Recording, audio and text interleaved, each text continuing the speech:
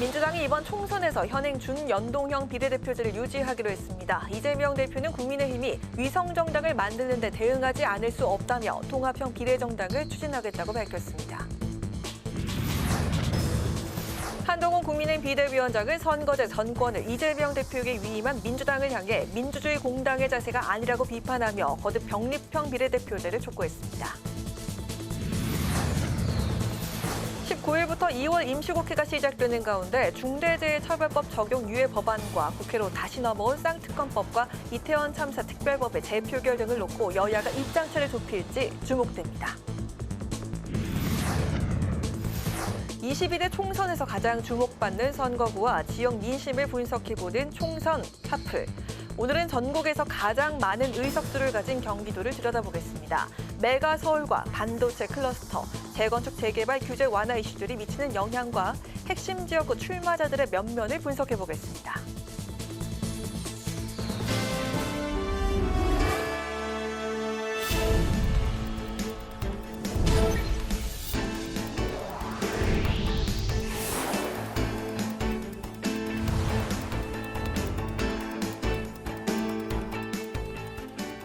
여러분 안녕하십니까? 2월 5일 월요일 국회 라이브 6 시작하겠습니다.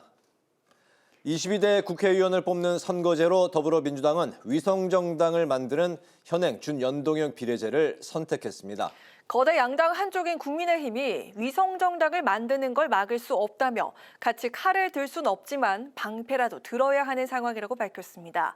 통합형 비례정당, 즉 준위성정당을 추진하겠다는 방침입니다. 김동희 기자입니다. 더불어민주당은 이번 4월 총선에서 현행 준연동형 비례대표제를 유지하기로 했습니다. 이재명 더불어민주당 대표는 광주에서 긴급 기자회견을 열고 준연동형 비례대표제가 불가피한 선택이라고 밝혔습니다. 이 대표는 상대가 칼을 들고 덤비는데 맨주먹으로 상대할 순 없듯 국민의힘이 위성정당을 만드는데 대응하지 않을 수 없다고 설명했습니다. 준연동제는 비록 불완전하지만 한 걸음 진척된 소중한 성취입니다. 과거로의 회귀가 아닌 준연동제 안에서 승리의 길을 찾겠습니다. 정권 심판과 역사의 전진에 동의하는 모든 세력과 함께 위성정당 반칙에 대응하면서 연동제 취지를 살리는 통합형 비례정당을 추진하겠습니다. 이 대표는 위성정당 금지 입법을 못한 것과 이번에도 준위성정당을 창당하게 된 점에 사과드린다고 밝혔습니다. 또 이번 결정은 모두 자신의 책임이라고 강조했습니다. 한편 민주당은 광주 5.18 민주묘지를 참배하고 현장 최고위원회를 열어 텃밭인 광주 민심 다지기에 나섰습니다. 정부 여당을 향해 윤석열 대통령과 한동훈 비대위원장이 말한 대로 5.18 정신을 헌법 전문에 수록하도록 개헌하겠다는 공약을 지키라며 당장 야당과 논의하자고 촉구했습니다. 대통령의 공약이기도 합니다. 진정성이 있다면 이번에 5.18 정신 헌법 전문 수록은 4월 총선에 꼭 같이 올려서 통과시켰으면 좋겠습니다. 광주 양동시장을 찾은 당 지도부는 상임 간담회를 열어 현장 목소리를 들었습니다. 이 대표는 현 정권이 지난 대선에서 약속한 코로나19 부채 대책이 안 지켜지고 있다며 신용 대사면을 총선용으로 공약할 게 아니라 지금 당장 실행하라고 강조했습니다. 민주당은 소상공인 지원을 강화하고 지역 화폐를 통해 지역 상권을 보호하는 정책을 준비하고 있다고 밝혔습니다. 국회 방송 김동희입니다. 국민의힘은 민주당의 준연동제 유지 결정에 병립형 비례대표제로 돌아가야 한다며 강하게 비난했습니다. 한동훈 국민의힘 비상대책위원장은 비례대표 선거제에 대한 입장을 이재명 대표가 모두 결정하게 된 것에 대해 민주주의 공당의 자세가 아니라고 비판했습니다. 문그린 기자가 보도합니다. 국민의힘은 이재명 민주당 대표의 준연동제 유지 발표에 강하게 반발했습니다. 국민의힘 정치개혁특별위원회는 곧바로 기자회견을 열고 지난 9월 양당 지도부가 협의한 세계권역별 병립형 비례대표제를 채택하라고 민주당에 촉구했습니다. 국민의힘은 처음부터 국민이 알기 쉬운 병립형 비례제를 주장했지만 이재명 대표가 의회 독재를 유지하기 위해 본인들도 모르는 깜깜이 선거를 국민에게 강요하고 있다고 비판했습니다. 특히 준연동형을 유지할 경우 비례대표 의석을 차지하기 위한 위성정당의 난립으로 국민들의 피로감이 쌓일 것이라고 강조했습니다. 한동훈 비대위원장도 민주당이 이 대표에게 비례대표 선거제 결정권을 모두 위임한 것이 이해되지 않는다고 말했습니다. 왜 5천만 국민이 이재명 대표 한 사람의 기분과 눈치를 봐야 됩니까? 이 선거제를 앞두고 왜 한 사람의 의사가 뭔지에 대해서 모든 사람이 집중해야 하는 건가요?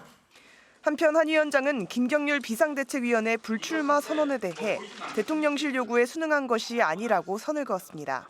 김경률 비대위원도 사천 논란이 불거졌을 때부터 불출마를 고민해왔으며 앞으로 비대위원으로서 당내외 의견은 계속 전달할 것이라고 강조했습니다.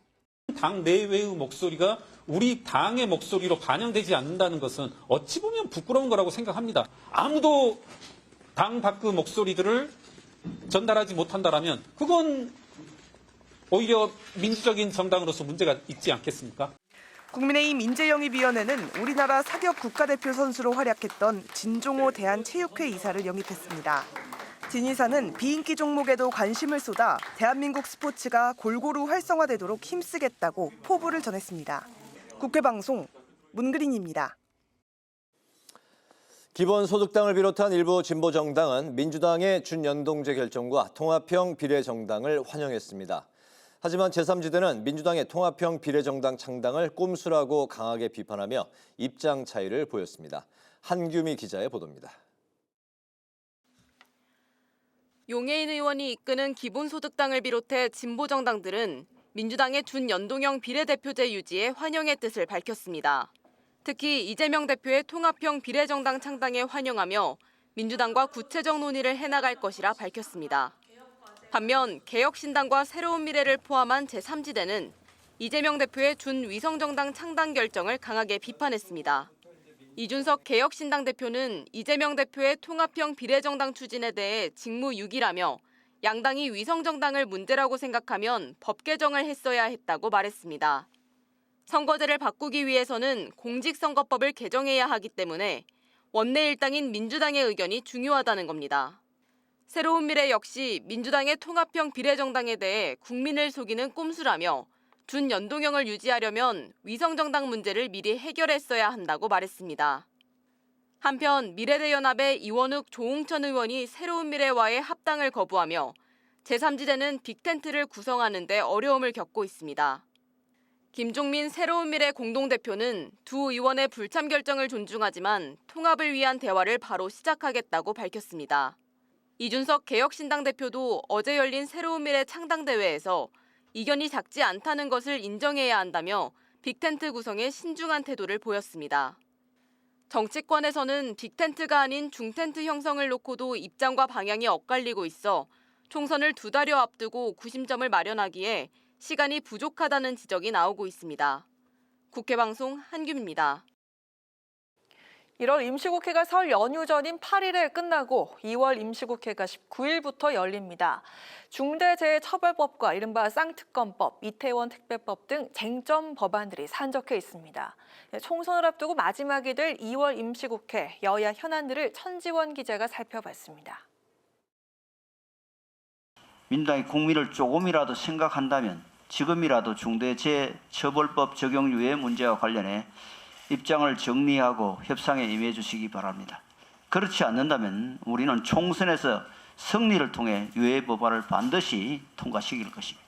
5인 이상 50인 미만 사업장에 대한 중대재해처벌법은 지난달 27일부터 시행 중입니다.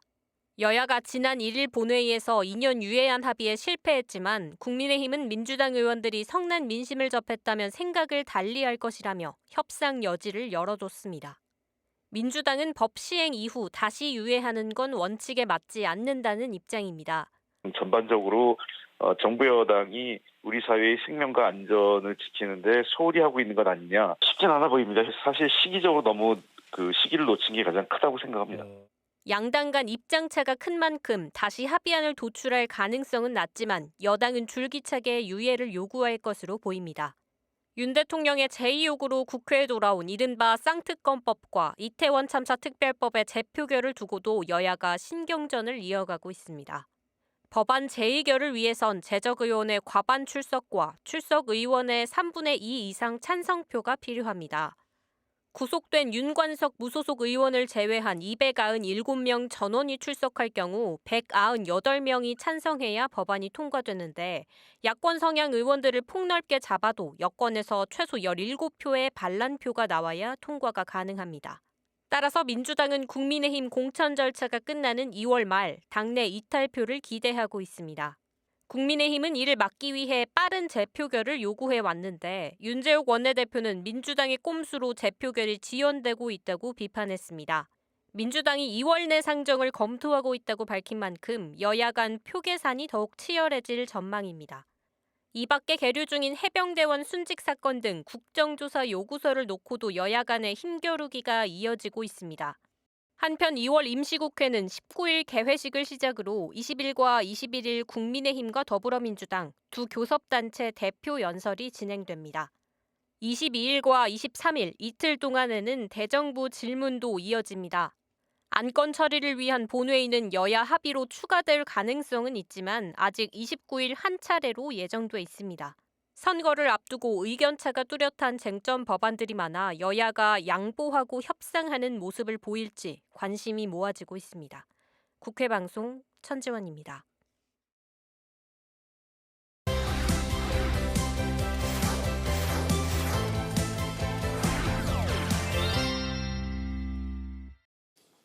네, 이슈픽 순서입니다. 오늘 정치권 주요 소식들을 자세하게 살펴보겠습니다. 윤수빈 기자 나와 있습니다. 어서 오십시오. 반갑습니다. 안녕하세요. 네, 총선이 이제 65일 앞으로 이제 다가왔습니다.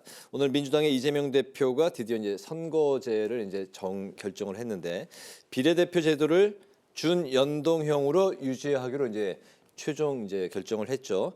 그러면 이렇게 되면 이번 총선은 현행 준연동형으로 그대로 유지가 되는 거죠? 네, 그렇습니다. 네. 이번에 이재명 대표의 결정에 따라 올해 4월 총선은 준연동형제로 치러질 전망입니다. 네. 앞서 민주당은 이 병립형과 준연동형을 놓고 당론을 정하지 못한 상황에서 이 대표에게 모든 결정을 위임한 바 있는데요.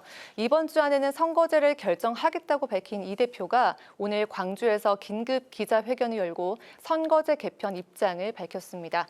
이 준연동제는 불완전하지만 소중한 한 걸음이라면서 이 준연동제 안에서 승리의 길을 찾겠다는 게 이 대표의 최종 결론입니다. 하지만 현재 국민의힘이 위성정당을 창당했기 때문에 이에 대응할 수 있는 통합형 비례정당을 준비하겠다고 밝혔는데요. 네. 같이 칼을 들 수는 없지만 방패라도 들어야 하는 불가피함을 조금이나마 이해해 주시길 바란다며 비례정당을 만들게 된 배경을 설명했습니다. 이 통합형 비례정당으로 민주개혁 선거 대연합을 구축해서 민주당의 승리, 국민의 승리를 이끌겠다면서도 반칙이 가능하도록 불완전한 입법을 한 것과 약속드린 위성정당 금지 입법을 하지 못한 점을 사과드린다며 이 준위성정당을 창당하게 된 점에 대해 거듭 자세를 낮추기도 했습니다. 그렇군요. 그러니까 이제 준연동형제로 유지를 하되 통합형 비례정당을 만들겠다. 이게 이제 민주당의 이제 입장인 건데 여당은 이제 기존의 병립형을 이제 고수를 했는데 이를 두고서 여야 입장이 지금 어떻게 나왔습니까? 네, 먼저 오늘 이 대표의 선거제 발표와 관련해서 민주당 이제 지도부도 환영의 메시지를 내면서 통합을 강조했는데요. 네. 이 병립형 비례제도를 주장해왔던 정청래 최고위원은 오늘 광주에서 열린 현장 최고위원회의에서 이재명 대표의 큰 결단을 존중한다며 민주당 승리를 위해 헌신하겠다고 밝혔고 이 고민정 최고위원도 현 정권의 무도한 폭정을 반드시 이겨내겠다는 뜻을 밝혔습니다. 장경태 최고위원도 회의에서 통합형 비례정당을 꾸려 윤석열 정권 심판을 위해 국민과 함께 단결해 담대하게 나아가겠다면서 총선 승리를 위해 매진하겠다고 강조했습니다. 네. 반면 병립형 회기를 주장해온 국민의힘은 강하게 반발하고 있는데요. 국민의힘 정치개혁특별위원회는 오늘 기자회견을 열고 이번 22대 총선은 국민들이 알기 쉬운 선거제로 해야 하고 지난 9월에 양당 지도부에서 합의한 이 3개 권역별 병립형 비례대표제를 채택하기를 강력히 촉구한다고 밝혔습니다. 국민의힘 정치개혁특별위원회 간사인 김상훈 의원은 긴급회의가 끝난 뒤 기자들과 만나 권역별 병립형으로 이미 양당 지도부가 사전 협의해서 그 안이 나왔고 지난 9월 의총을 통해 추인을 받았다고 밝히면서 그간 입장 정리를 못하다가 오늘에서야 결국 준연동형으로 가겠다는 것은 굉장히 안타까운 상황이라고 전했습니다. 또한 준연동형 비례대표제는 국민은 알 필요 없다는 선거제라고 꼬집으면서 이 대표가 이 준연동형제를 채택한 배경은 소위 민주당 이중대 정당의 기가 꺾인 결과가 아니냐며 날선 반응을 보이기도 했습니다. 앞서 국민의힘 한동훈 비대위원장은 오늘 아침 취재진과 만난 자리에서 이 대한민국 5천만이 영향을 받을 선거제를 이재명 대표의 한 명의 기분에 맞춰 정한다는 것이 정말 이해하기 어렵다며 이게 민주주의가 맞나 하는 생각이 든다며 비판하기도 했습니다. 한편 이재명 대표가 소수 정당을 위해 대연합하겠다고 밝힌 가운데 이 선거 연합 정당 논의를 지속해온 진보 진영에서는 이 대표의 결정에 대해 환영 의사를 표했는데요. 이 군소 야당들이 뭉친 선거 연합으로는 녹색당과 정의당이 합친 녹색정의당, 또 기본소득당과 열린민주당, 사회민주당이 참여한 새 진보 연합이 있습니다. 이들의 구체적 연합 방식은 향후 논의될 것으로 전망됩니다. 이렇게 결론적으로 지난 총선과 같이 준연동 형제를 유지하되 민주당이 통합형 비례정당을 만들겠다고 밝히면서 여야 모두 위성정당을 만든다는 본질은 같다고 볼 수 있습니다. 지난 21대 총선 때 새롭게 도입된 준연동형 비례대표제는 지역구 의석수가 정당 득표율보다 적을 때 이 모자란 의석수의 50%를 비례대표로 채워주는 방식으로 소수 정당의 원내 진입이 가능해져서 다양한 민의를 반영할 수 있습니다. 지난 총선에서는 선거법 부칙으로 30석에만 캡을 씌웠는데요. 비례대표 47석 중 30석에는 연동형을 적용하고 나머지 17석에는 병립형이 배분됐습니다. 이번에도 그 부칙이 정해질지 아니면 47석 전석을 준연동형제로 적용할지는 여야 협의가 필요하기 때문에 앞으로 지켜봐야 할 것 같습니다. 네, 민주당은 녹색정의당 새진보연합과 총선을 위해서 대통합 비례 통합 연합을 해서 총선을 치르겠다는 이제 전략인 거죠. 알겠습니다. 제3지대 소식도 살펴보겠습니다. 어제 새로운 미래가 미래대연합과 함께 공동 창당 대회를 열었는데 일부 의원들이 참석하지 않았습니다. 대표급 의원들이었는데 창당부터 쉽지 않아 보였는데 갈등의 이유부터 좀 들어볼까요? 네, 더불어민주당 탈당파가 주축인 이 미래대연합의 이원욱, 조응천 의원이 합류하지 않겠다고 선언했습니다. 바로 수평적 통합이 아닌 미래대연합이 새로운 미래로 들어가는 방식, 즉 흡수 통합이라며 불만을 표출했는데요. 예정된 수순을 밟을 걸로 예상했던 이들은 창당 전날까지도 이견차를 보인 것으로 전해졌습니다. 신당 관계자에 따르면 새로운 미래 측과 미래대연합은 신당의 당명인 개혁미래당과 이준석 대표의 개혁신당과의 통합, 그리고 신당 지도체제 등을 놓고 갈등한 것으로 전해졌습니다. 특히 미래대연합은 개혁미래당이라는 당명을 제안했지만 공부를 거쳐 최종 당명으로 이낙연 전 대표가 추진해온 새로운 미래가 낙점된 것이 갈등 요인으로 작용했다고 전해졌는데요. 한 언론에 따르면 제3지대 빅텐트의 구상과 방식에서도 입장차를 보였다고 합니다. 미래대연합 관계자는 새로운 미래 측은 제3지대의 소위 중텐트, 빅텐트가 모두 이낙연 전 대표 중심으로 추진되길 바라는 반면에 이 의원과 조 의원은 개혁신당과의 합당을 염두에 둬야 한다는 입장이었다고 전했습니다. 어제 이원욱 의원과 조응천 의원은 페이스북을 통해 입장을 전했는데요. 새로운 미래와의 통합에서 원칙은 지켜지지 않았다며 새로운 미래에 참여는 영혼 없이 몸만 얻어주는 일이라고 밝히면서 흡수 통합에 반대한다는 입장을 냈습니다. 이 의원과 조 의원은 이번 공동 창당 대회에 빠졌지만 가치와 비전으로 더 큰 통합을 위해 뛰겠다는 입장을 밝혔습니다. 그렇군요. 새로운 미래 측에서의 그 입장도 나오긴 했는데 그 참석하지 않았던 의원들 외의 입장도 또 나왔죠. 결국에 어쨌든 두 갈래로 현재 나눠져 있는 모습인데 새로운 미래의 그 입장은 어떻게 나왔습니까?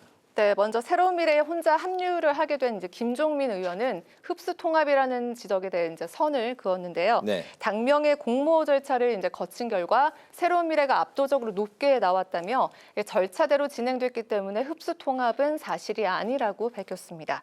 박원석 전 의원은 제2의 윤영찬 사태라고 언급하며 당혹스럽다는 입장을 밝혔는데요. 당명에 대한 불만으로 통합을 깬다는 건 명분이 되지 않는다고 지적하기도 했습니다.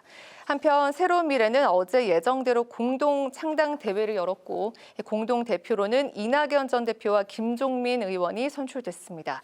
이 자리에는 개혁신당의 이준석 대표와 양양자 원내대표, 새로운 선택의 금태섭 대표 등이 참석했습니다.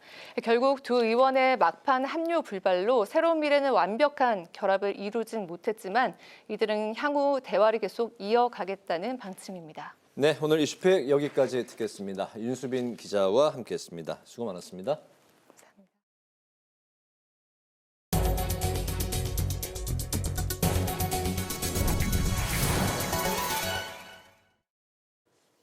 한동훈 국민의힘 비상대책위원장이 설 명절을 앞두고 서울 동대문구 경동시장을 찾아 설 물가 점검에 나섰습니다.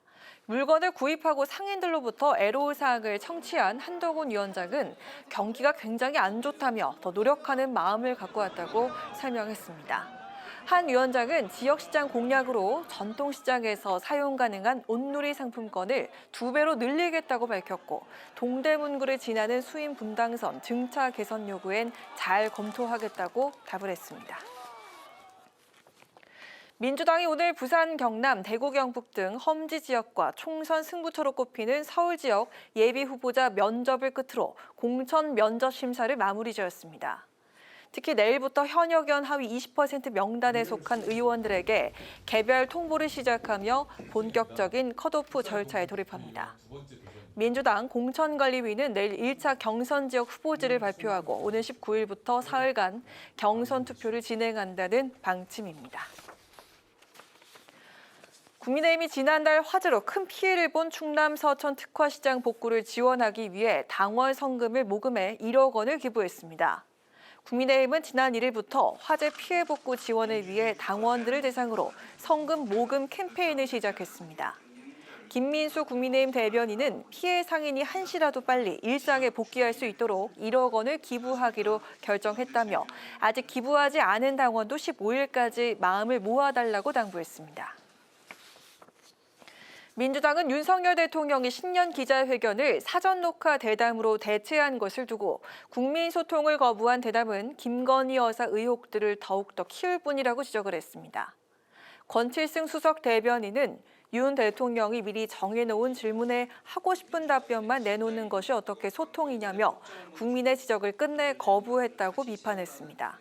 그러면서 정부 여당을 향해 성난 민심의 파도를 제대로 인식하기 바란다고 촉구했습니다.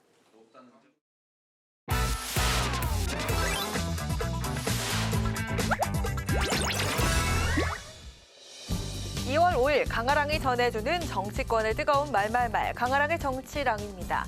자, 오늘 첫 번째 주제입니다. 선거의 여왕, 이번엔입니다. 박근혜 전 대통령이 오늘 대구에서 자신이 집필한 회고록 북콘서트를 열었습니다. 박 전 대통령이 이 같은 기자간담회 성격의 자리를 갖는 건 2017년 탄핵 사태로 구속된 후 처음이었습니다. 총선을 2달 앞둔 시점에서 그리고 보수의 심장인 대구에서 행사가 열리는 만큼 여권의 주목도는 높았습니다. 자, 오늘 행사에 친박 인사들이 대거 참석한 모습이었습니다.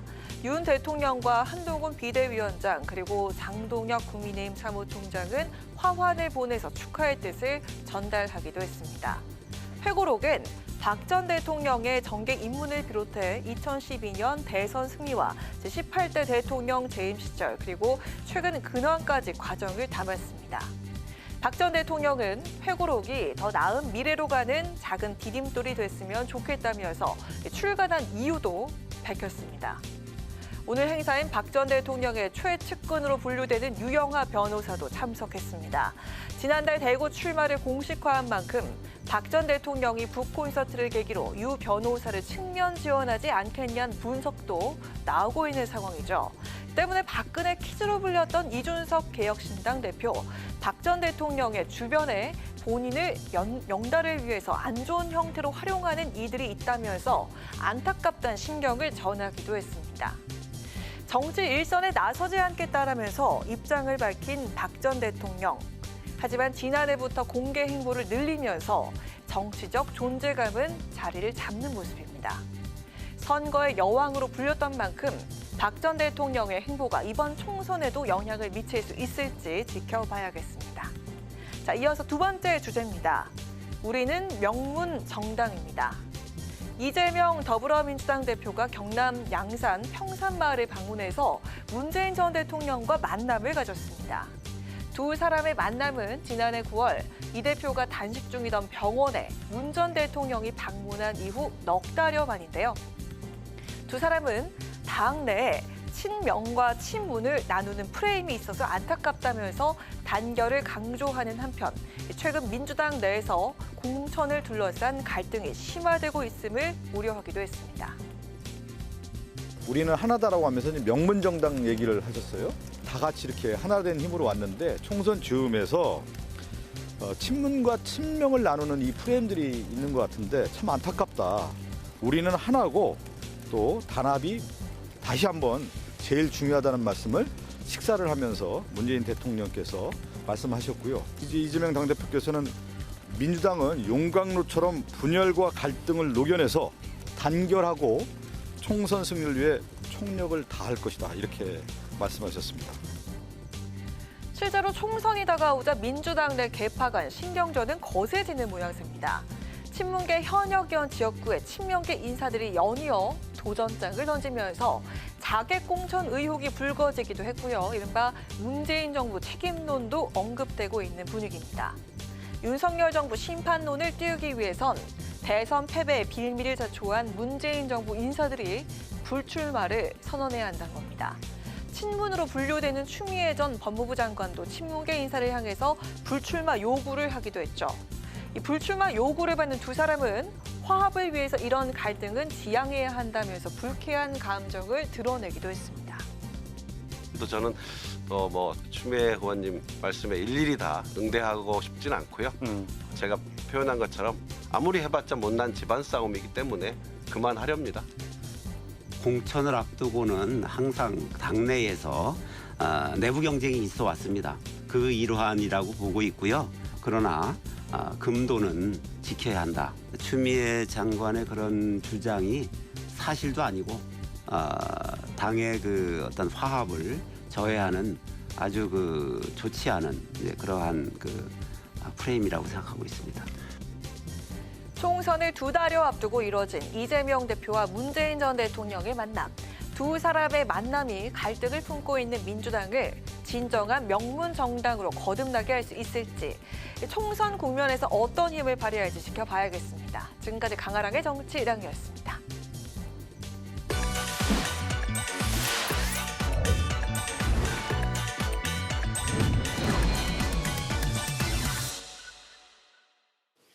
오는 4월 10일 치러질 22대 총선의 지역별 민심과 주목받는 핵심 선거구를 날카롭게 분석해보는 총선 핫플. 이종훈 정치평론가, 김성환 시사평론가 두 분과 함께하겠습니다. 어서 오십시오. 네, 안녕하세요. 안녕하세요. 네. 네, 오늘은 전국에서 가장 많은 의석수를 가진 지역입니다. 경기도의 판세를 주도할 이슈와 핵심 지역구 선거 결과를 전망해 보겠습니다. 네, 우선 경기도 역대 총선 결과를 보면 2000년대 이전까지는 보수 정당의 지지세가 이제 강했는데 2012년 19대부터는 민주당계가 3연승을 이제 기록을 하고 있습니다. 특히 지난 총선 21대 총선에서는 59석 중에 51석을 민주당이 이제 휩쓸었고 이 덕분에 수도권에서 이제 압승, 경기도에서 이제 압승 덕분에 전체 181석을 차지한 그런 이제 견인 역할을 했다, 이런 평가를 받았습니다. 대선과 지방선거에서도 야당 득표율이 이제 높았는데요. 경기도의 특성과 판세, 이제 현재 상황에서 좀 어떻게 읽어야 될지 이종훈 평론가님부터 들어볼까요? 네. 경기도 조금 전에 이제 그 그림이 화면에 나오기도 했었는데요. 네. 경기도가 이렇게 딱 동북 지역하고 남서 지역이 딱 나뉩니다. 나눠지네요. 예, 그래서 이 이제 동북 지역 또 이 네. 경기도 북쪽 지역은 접경 지역도 있잖아요. 네. 접경 지역은 뭐 워낙부터 굉장히 보수세가 아. 강했습니다. 역시 이제 아무래도 안보 이슈가 이제 있다 보니까 그렇고 또 아시겠지만 경기 이 서남권은 계속 지속적으로 개발이 이루어졌어요. 공단도 굉장히 많은 지역이고, 네. 그러니까 새로운 인구 유입도 많고 이제 그런 겁니다. 또 상대적으로 연령대도 좀 젊은 층들이 많고 반면에 이제 이 동북 라인은 그러니까 좀 농업 지역이 많고, 네. 예, 그런 거예요. 그리고 연령대도 고령층이 많고 네. 이런 것이 지금 이렇게 딱 그 그림으로도 좀 확인이 되는 거다 이렇게 네. 보시면 되고요. 이런 그림이 이번에도 역시 이제 마찬가지 크게 변동은 없다 이렇게 이제 보시면 됩니다. 그래서 대체로 이제 인구가 모여 있는 지역이 좀 서남권이고 네. 인구 밀집도가 높고 그림상 면적으로 보면 지금 그림상으로는 빨간 지역도 꽤 되는데 그러니까 그 지금 면적으로만 봤을 때는 파란색과 이제 반반인 빨간색이 것이 이렇게 보이죠. 그런데 네, 그렇게 이쪽 보이죠. 지역은 인구 밀도가 굉장히 낮은 네. 지역. 그 이유 때문이군요. 이쪽은 굉장히 인구 밀도가 높고 네, 인구 밀도의 그러니까 차이. 네. 지역구도 역시 이쪽으로 집중돼 있고 예. 그런데 이 지역을 지금 뭐 진보 성향이 굉장히 강한 민주당이 계속해서 이제 선거에서 이제 승리를 일궈온 이제 그런 지역이라는 거예요. 그래서 지금 국민의힘은 어찌됐건 이쪽 지역에서 최대한 의석수를 많이 좀 탈환해 오는 것. 이게 이제 핵심 관건인 네. 그런 그 상황인 이제 그런 지금의 현재 분위기는 좀 어떻게 볼 수가 있을까요? 글쎄요, 이건 뭐 제가 단정적으로 얘기하기는 쉽지는 않을 텐데요. 네. 일단 여론조사 결과를 보면 서울은 국민의힘이 오히려 정당 지지율 면에서 우세를 보이기도 하거든요. 그리고 호남 지역에서도 민주당에서 일단 우세고 네. 나머지 대부분 지역에서는 국민의힘이 좀 더 정당 지지율이 높다 이렇게 볼 수 있습니다. 네. 그런데 그거 빼고 네. 경기 인천에서만 유독 국민의힘의 정당 지지율이 떨어져요. 민주당에 비해서. 네. 그러니까 왜 최근에 뭐 한동훈 국민의힘 비대위원장이나 아니면 윤석열 대통령이 경기 지역이나 이런 데를 주로 돌아다니는지 그걸 보면 아실 수 있지 않을까 싶고요. 그리고 지난 이제 21대 총선에서는 8석 빼놓고 민주당이 다 가져갔다 이렇게 앞서도 소개해 주셨잖아요. 근데 그 전에는 민주당하고 국민의힘 그 정당의 그 의석수가 큰 차이가 없었어요. 거의 비슷한 수준이었거든요. 네. 그때 국민의힘 그 당시 새누리당이었었죠. 새누리당이 19석을 가져갔어요. 네. 그러니까 다시 말하면 수도권에서 특히 경기 지역에서 한 10석 남짓 국민의힘이 더 가져간다고 하면 이번 총선에서 국민의힘이 민주당하고 비슷한 의석이 될 수도 있다. 이렇게 얘기할 수도 있어요. 네. 그러니까 물론 이제 인천 지역이나 이런 데서도 어느 정도 선방을 하는지 특히 서울 지역 같은 경우에 어떨지 이건 또 봐야 되겠지만 네. 경기 지역만 놓고 본다면 네. 국민의힘이 경기 지역에서 한 10몇 석만 더 가지고 간다면 상당히 유리한 위치에 올라가게 된다. 이런 뜻이 될 수도 있습니다. 지난 총선에 7석을 차지했으니까 한 20석 정도 차지하면 전체 총선 그렇죠. 판세에 크게 영향을 미칠 수 있다는 거죠. 그러니까 이번 총선의 최대 격전지가 될 곳은 바로 경기 지역이 될 수밖에 없다. 이렇게 분석이 될 수 있습니다. 그리고 앞서 이제 말씀하셨던 것처럼 전체 판세를 설명해 주셨잖아요. 근데 뭐 이렇게 방위각으로 설명을 해주셨는데 저는 달걀 모양으로. 예. 그러니까 서울이 노른자라고 하면 노른자다. 서울하고 이렇게 붙어 있는 지역은 대체적으로 민주당이 강세고요. 그다음에 흰자에 해당하는 지역은 국민의힘이 좀 강세, 보수 성향이 좀 강하다 이렇게 볼 수 있어요. 근데 그러니까 최근에 서울시 인구가 좀 줄어드는 경향이 나타나잖아요. 예, 집값이 비싸니까. 예, 네. 서울에서 좀 상대적으로 젊은 층은 서울 외곽으로 빠져나간다거나 그렇게 하다 보니까 자연스럽게 도시 개발들이 그 노른자 위하고 붙어 있는 지역들이 많이 이루어질 수밖에 없었다고 하는 거죠. 근데 그런 면에서는 서울의 한강벨트 우리가 소개해드렸잖아요.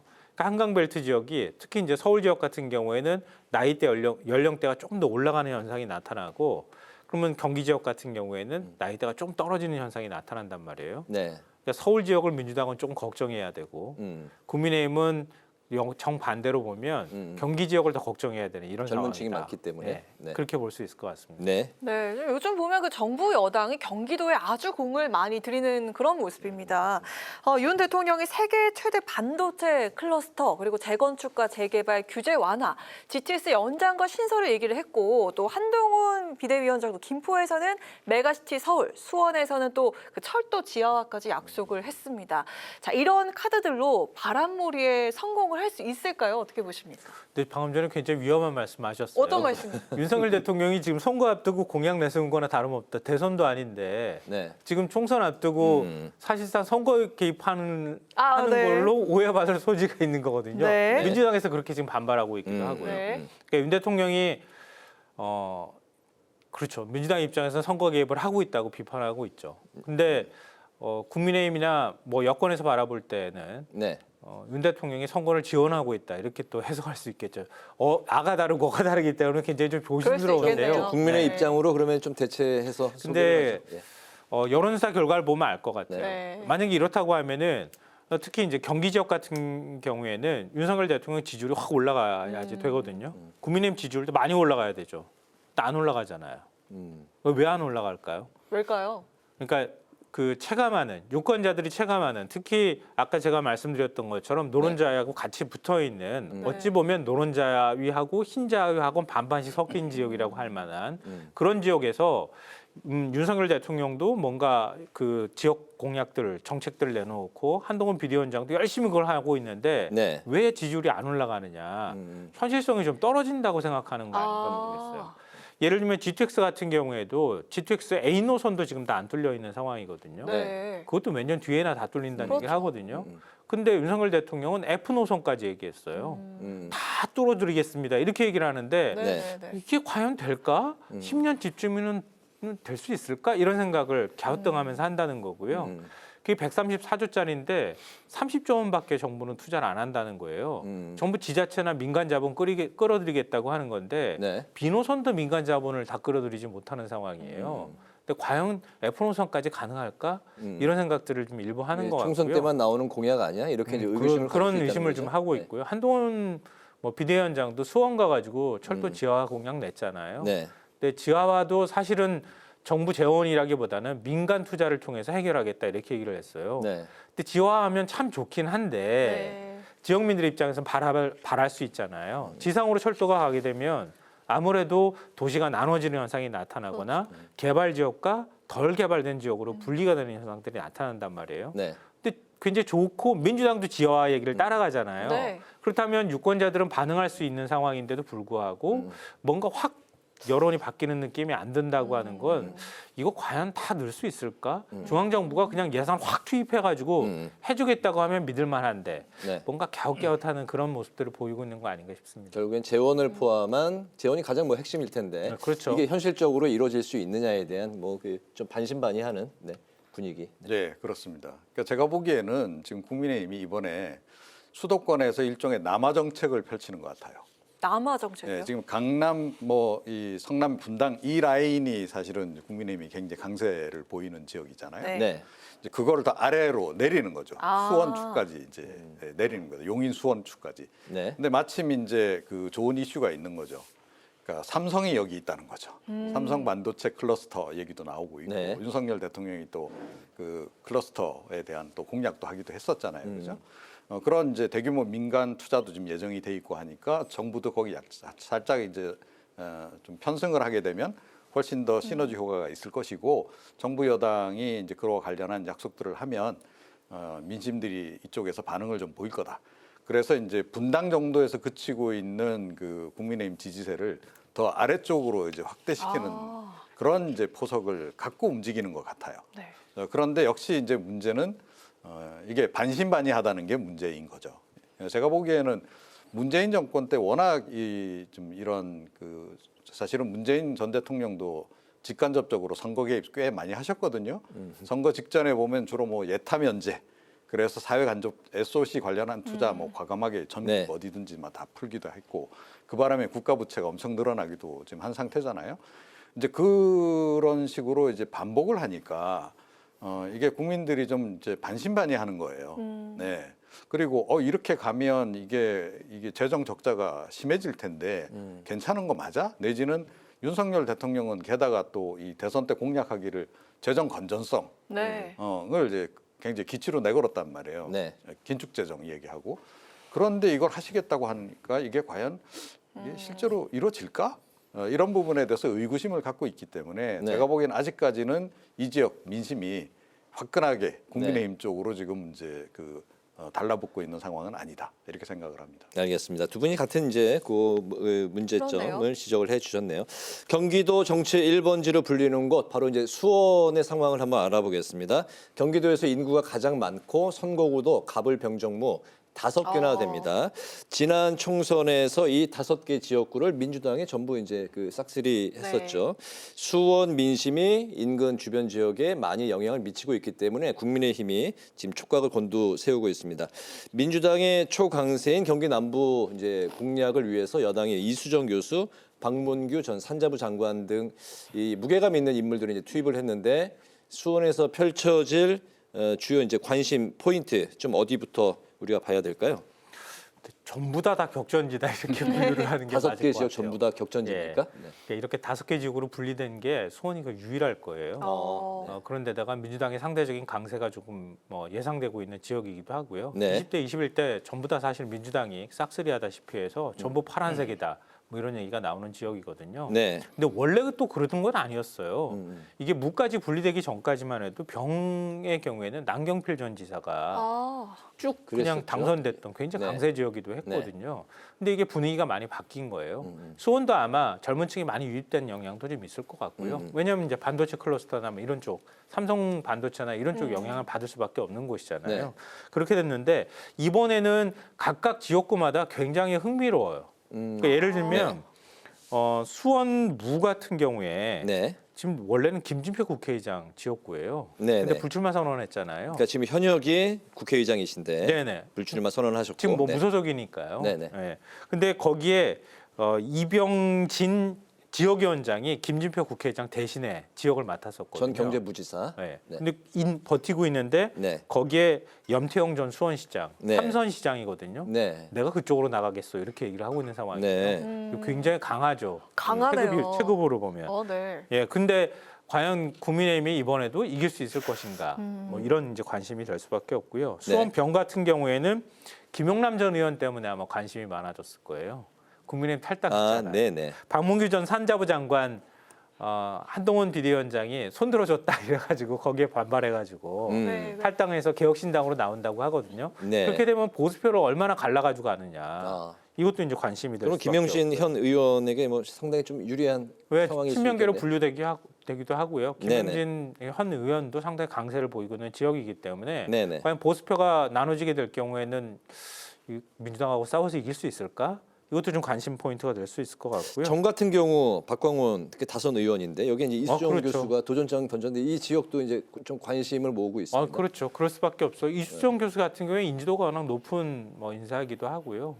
그리고 또 한동훈 비대위원장이 또 여기도 손들어준 지역이기도 하잖아요. 먼저 제가 그쪽으로 가겠습니다 이렇게 손들어서 나선 분이기도 하고 하니까 과연 지금 민주당의 삼선 중진인 박광원 의원을 물리칠 수 있을 것인가 이것도 좀 관심이 되는 거죠. 제가 지금 다 일일이 모든 인사를 거론하지 않아서 일부 이름이 빠지신 분들이 또 서운할 수도 있을 것 같은데 그 부분들을 저기 이종훈 평론가님이 채워주실 거예요. 그러니까 모든 지역이 다 관심 지역이다. 수원은 이렇게 볼 수 있을 것 같아요. 지금 그 5개 지역구 중에 병, 정, 무 좀 이렇게 간략하게 짚어주셨는데요.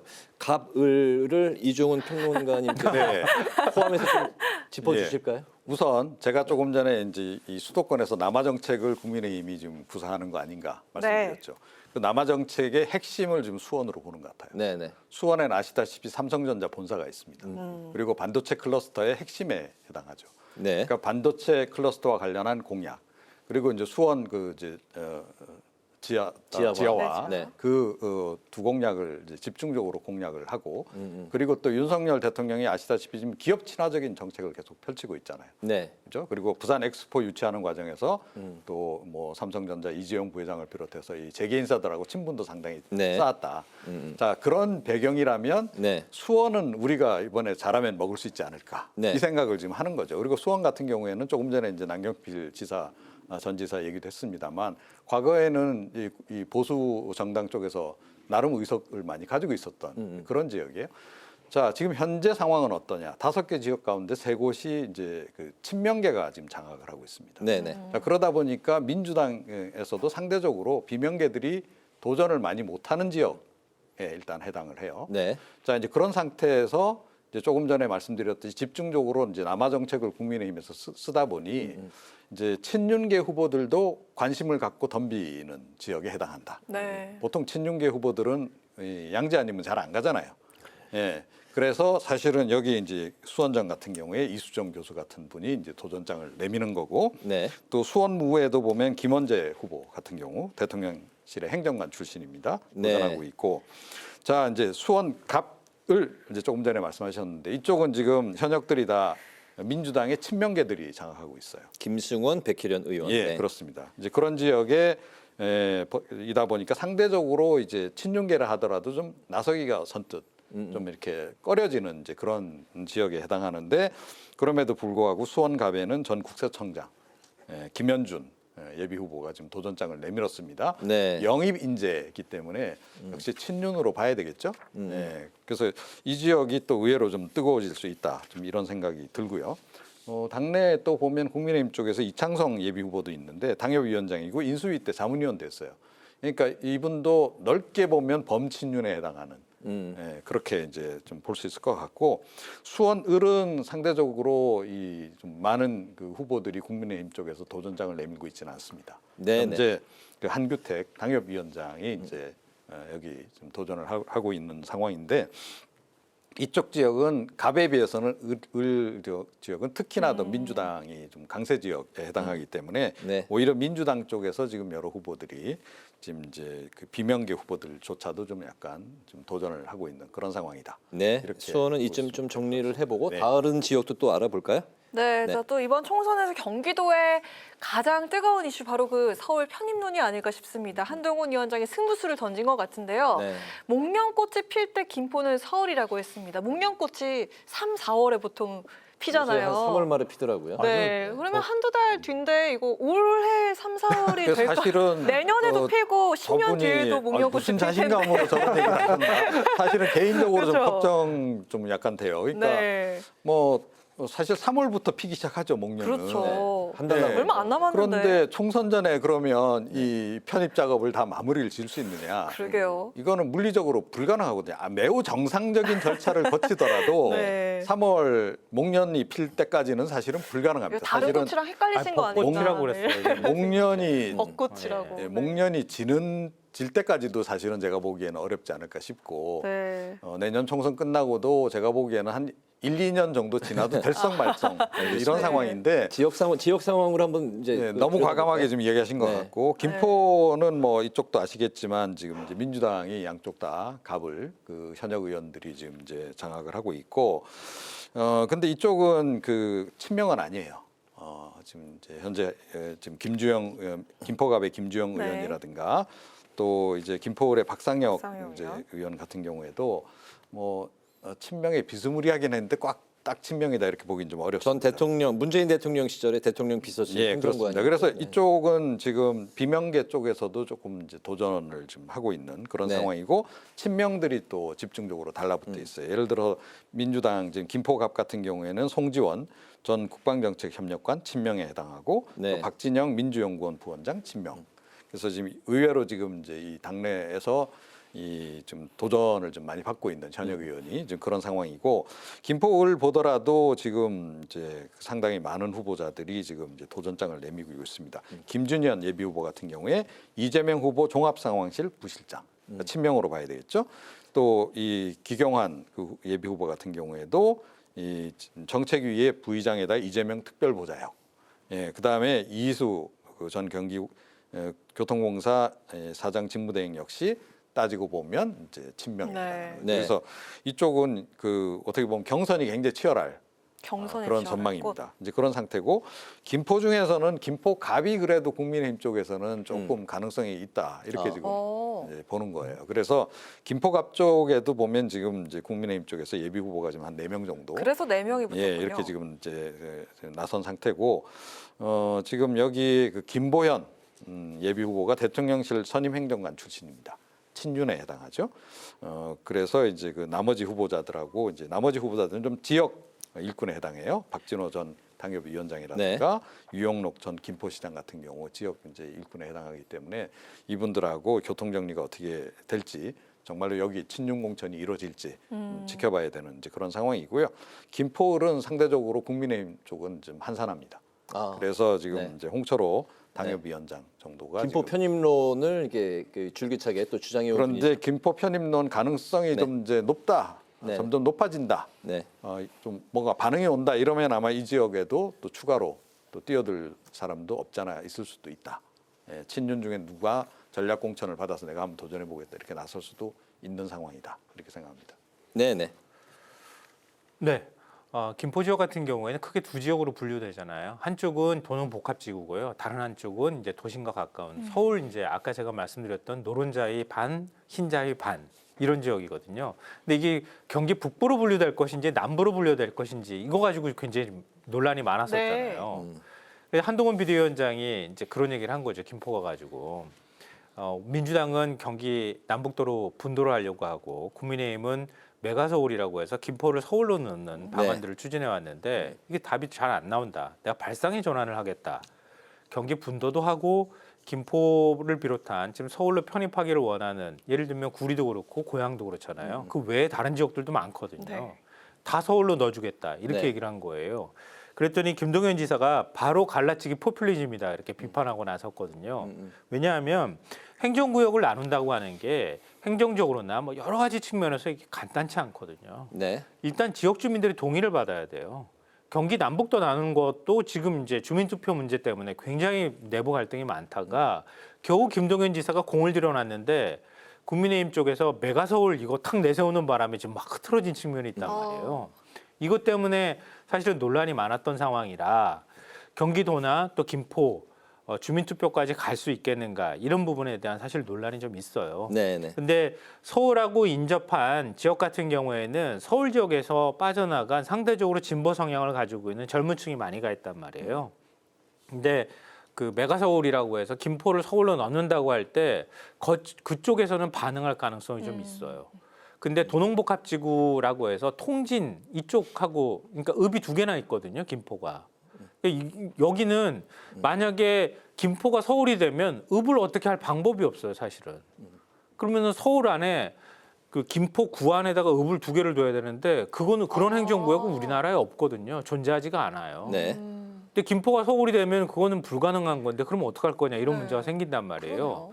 그러니까 김포 갑을 안에 그 김포 안에서도 갑으로 분류되느냐, 을로 분류되느냐에 따라서 지금 메가서울에 대한 지역 주민들의 정서가 완전히 달라질 가능성도 있어요. 알겠습니다. 예, 김포는 그 부분에 대한 논란들이 상당히 메가서울이 최대 이제 변수가 될 것이다라는. 글쎄요. 여기에 대해서도 반응이 어떻게 나올지 모르겠는데 일단 국민의힘 쪽에서는 메가서울을 띄움으로 인해서 김포의 여론 지형을 좀 국민의힘의 우세한 쪽으로 가져가겠다. 이건 전략으로 갖고 있는 건 뭐 부인하기 어려울 것 같습니다. 마지막 지역 오늘 그 성남으로 가보겠습니다. 성남은 수정 중원대 또 분당 이렇게 이제 좀 나눠지면서 정치적 그 색채가 이제 좀 확연히 갈리는 그런 분위기입니다. 이재명 대표의 사법 리스크 관련 이슈들이 어떤 변수로 작용할지도 이제 뭐 관심사인데 성남에서의 관전 포인트 두 분의 이 마지막 시간이 좀 많이 남지 않아서 좀 이렇게 짧게 압축해서 간략하게 좀 정리해서 들어볼까요? 지금 당내 교통 정리도 굉장히 어려워진 상황 같고요. 그런 상태에서 지금 이제 이 민주당하고 국민의힘 간의 격돌이 굉장히 예상되는 지역이기도 합니다. 그러니까 전통적으로 이제 그 중원구하고 수정구 같은 경우에 이제 구도심에 해당하죠. 여긴 좀 이제 야세가 굉장히 강해요. 그래서 지금 이제 민주당 의원들이 지금 두 사람이 지금 이제 하고 있는데 이 중원 같은 경우에 특히 이제 윤영찬 의원 얘기 많이 들으셨을 거예요. 비명이에요. 이제 수정구는 김태년 이제 의원인데 이 역시 또 비명이고 그래서 이쪽엔 지금 친명들이 일종의 자객들이 지금 여러 명이 내려가 있는 상태입니다. 그래서 민주당 같은 경우에 이쪽에 지금 이제 수정구 보더라도 지금 예비 후보가 지금 이제 4명, 이제 거기 또 이제 친명 박영기 그 한국노무사회 회장 같은 이제 인물이 수정구는 있고 중원구 같은 경우에도 윤영찬 뭐 이제 의원이 탈당하느니 마느니 하다가 결국 이제 주저앉았는데 그런데 여기도 지금 이제 친명의 그 이수진 의원, 비례대표 의원이 지금 도전장을 네, 내밀어서 공천 받을동 말동 지금 이제 그런 그 상황입니다. 이 수정 중원 같은 경우에 조금 전에 말씀드렸듯이 이제 워낙 이제 그 야세가 강한 지역에서 그 동안은 국민의힘 쪽에서 별로 이렇게 많이 그쪽으로 이렇게 도전장을 안 내밀었는데 이번에는 의외로 좀 많이 있더라고요. 그러니까 이번에는 잘하면 가능하다 이런 생각을 좀 하는 것 같아요. 네. 그래서 수정구 같은 경우에 이제 장영하 인수위 상임자문위원 출신 그러니까 이제 친윤에 해당하죠. 그리고 전미숙, 변재광 이런 이제 예비 후보가 있고 중원 같은 경우에도 이제 심규철 전 의원이 이제 여기 좀 해당하고요. 네. 그리고 뭐 임진기, 신상진 전 성남시장 정무특보 이런 인물들이 지금 도전장을 지금 내밀고 있는 상태인데 네. 숫자가 많아요, 양쪽 다. 그래서 지금 내부 교통 정리가 이제 어떻게 이루어질지 모르겠고 분당갑은 뭐 아시겠지만 이제 안철수 의원 지역인데 여기도 지금 의외로 사실은 이쪽 분당 쪽에는 여세가 강하기 때문에 그 동안은 이제 민주당 후보들이 많이 도전장을 안 내밀었는데 이번에는 여기도 보니까 민주당 후보 예비 후보가 지금 4명 정도 돼요. 그 가운데는 김지호 그 대표 정무조정부실장 그러니까 친명 인사까지도 지금 여기를 도전장을 내밀고 있는 상황이다. 네. 이렇게 설명드릴 수 있겠습니다. 네, 그 성남을 이제 말씀 많이 이제 자세하게 해주셔서 이제 분당 중심으로 좀 그 정리를 들어볼까요? 분당은 원래 지금 이제 국민의힘 보수 성향이 강하죠. 상대적으로 이제 분당은 신도시에 해당이 되니까요. 네. 분당 갑으로 나눠져 있는데요. 분당 갑은 국민의힘 공천 신청을 마감했거든요. 제가 알기로 안철수 의원 혼자 나가는 걸로 알고 있어요. 네. 국민의힘 후보가 그냥 확정된 것이나 다름이 없고요. 가장 또 보수 성향이 강한 곳이 분당 갑이에요. 그러니까 민주당 입장에서는 굉장히 싸우기가 쉽지가 않은 지역이다 이렇게 보시면 될 것 같고요. 네. 분당 을은 원래 보수세가 강한데 김병욱 의원이 재선 도전을 하는 거예요. 재선이에요. 네. 근데 지금 김은혜 전 홍보수석이 이쪽으로 원래 분당 갑인데 안철수 의원한테 그 분당 갑 내놓고 그 다음에 경기지사 갔다가 지금 그랬었죠. 경기지사 대에서 실패하고 홍보수석 갔다 다시 온 거란 말이에요. 네. 근데 갑으로 못 가고 을로 왔다고요. 을에서 김은혜 전 홍보수석이 살아 돌아올 것이냐. 이걸 좀 관심 있게 그리고 민주당 의원을 꺾고 와야 되는 거니까요. 네. 그걸 좀 주목해 보시면 어떨까 싶고요. 아까 뭐 성남 말씀하셨는데 성남에선 친명계 현역 의원을 비명계 도전장을 내민 후보들이 이기고 돌아올 것인지 아닌지 보시면 될 것 같아요. 알겠습니다. 오늘 총선 핫플 지금까지 이종훈 정치평론가, 김성환 시사평론가 두 분과 함께했습니다. 오늘도 말씀 잘 들었습니다. 네, 잘 고맙습니다. 들었습니다. 고맙습니다. 오늘 국회 라이브 6 여기까지입니다. 시청해주신 여러분 고맙습니다.